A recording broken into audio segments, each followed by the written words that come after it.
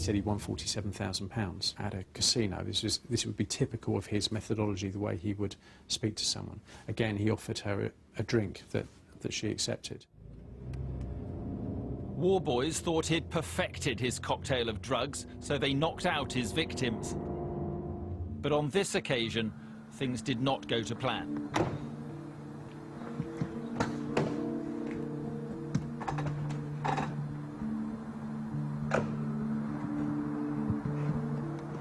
She, in fact, came to very, very briefly in the back of the cab.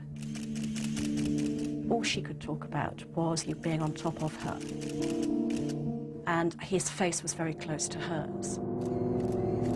In addition to the rape flashbacks, there was other substantial incriminating evidence. She was a virgin before the incident. The next day, she was very sore in places she would not expect to be sore. And she made a complaint to the police, as a result of which her clothing was seized.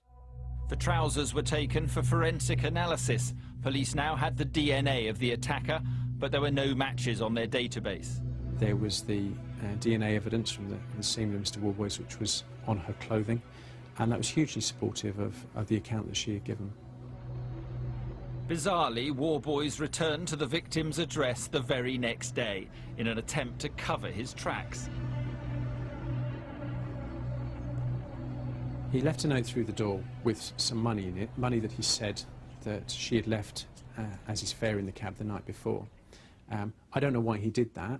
I think it's entirely likely that he was concerned that for some reason he would be captured, and to put a note through the door to say, well, clearly I wouldn't have done that if I'd done what you're alleging. That would be the kind of thing that he would say. Although police had evidence of this one attack, they still had no idea they were dealing with a multiple sex attacker. But after years of missed opportunities, they were finally to link the crimes together in 2008. One policeman noticed something which rang alarm bells. An officer at the Scotland Yard Central Sapphire Intelligence Unit linked Warboys' crimes. This was just one officer who was smart enough and bright enough to realise that there was a pattern there. The officer had carefully looked through crime reports from across London over a number of years and noticed some startling similarities. There were initially two that looked very, very similar, and as a result of checking further, they'd identified two others. Solving the crime became a top priority. The job was given to a specialist team. They called in an elite homicide and serious crime command team who usually deal with murders, who are vastly experienced, well-resourced, well-led, and got them to look at it. This team was led by Detective Inspector Dave Reed.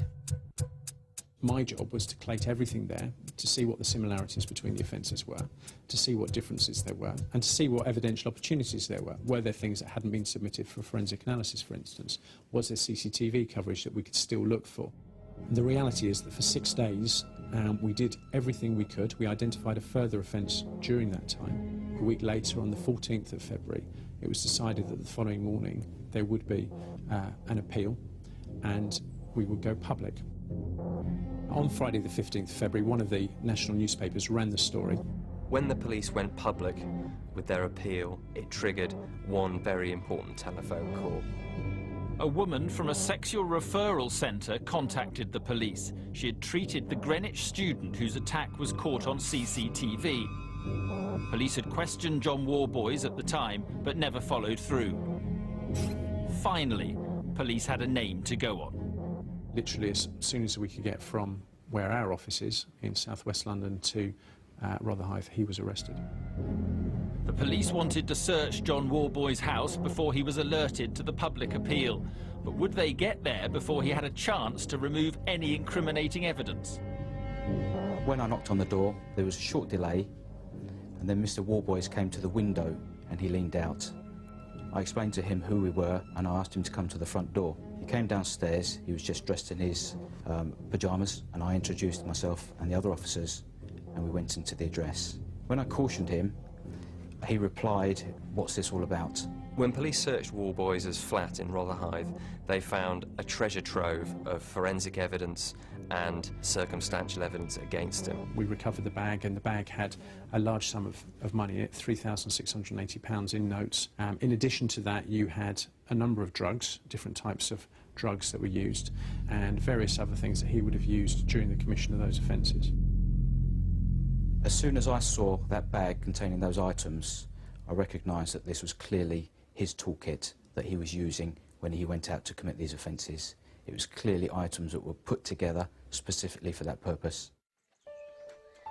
The officers not only found items which Warboys used to perpetrate his crimes, they also discovered crucial forensic evidence. The DNA of one of the victims was found on a vibrator that was found in Warboys' possession.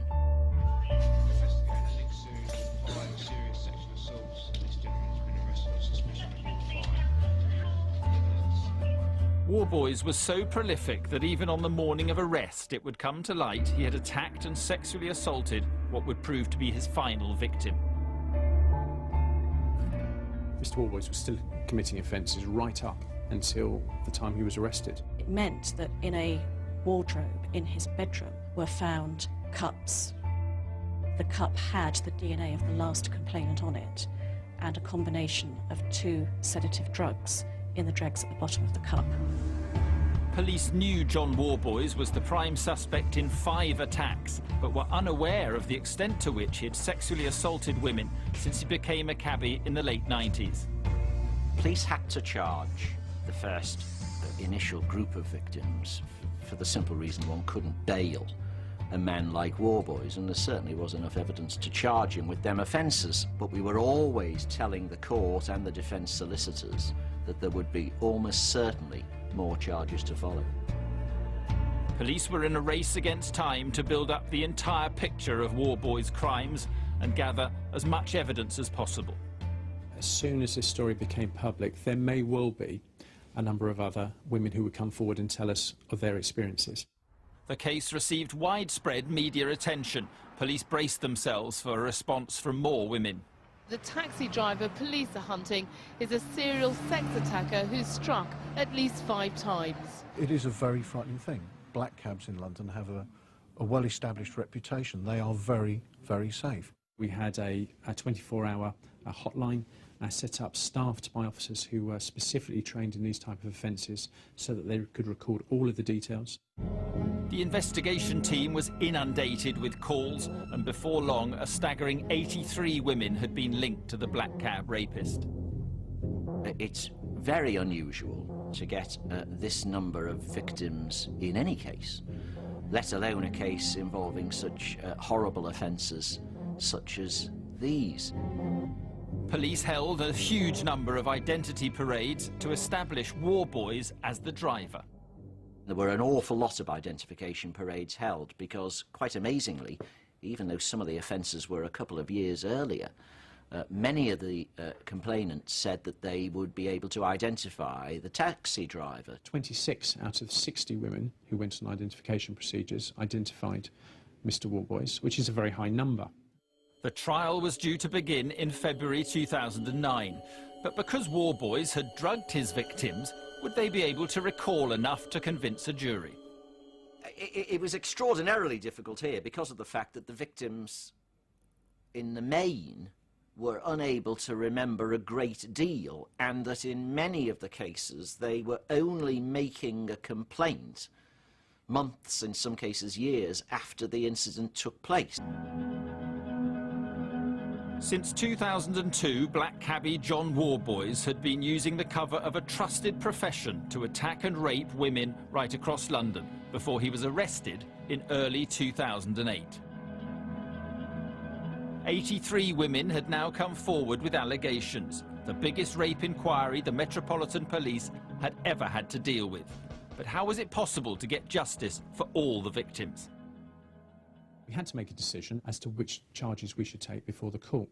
We couldn't charge 83 because we'd still be there now. We needed to choose those cases which gave a good indication to a jury of the type of offender profiling that John Warboys was committing. The police emphasis on the strongest cases would involve 14 women and 23 separate charges, including rape, sexual assault and drugging. Complexity is always the enemy of the prosecution. It assists the defence. We call it overloading the indictment. This is the most number of charges that I've ever put on an indictment. And I was somewhat worried that I'd put too many, but in the end I was satisfied that I had enough there. We brought all of the proper evidence before the court, and the court had enough powers upon conviction to sentence him according to his criminality. Warboys pleaded not guilty, which meant all 14 women would have to relive their ordeal. We went to trial at Croydon. It ran for 8 weeks. I think what was sad is that Mr. Warboys put those women through that trial. They were incredibly brave. All 14 women that gave evidence exceptionally well. But invariably, it's a very difficult thing to do. But by pleading not guilty, he put them through that. Because John Warboys had not answered anything put to him during questioning, no one had any idea how he would behave in court. His demeanour in court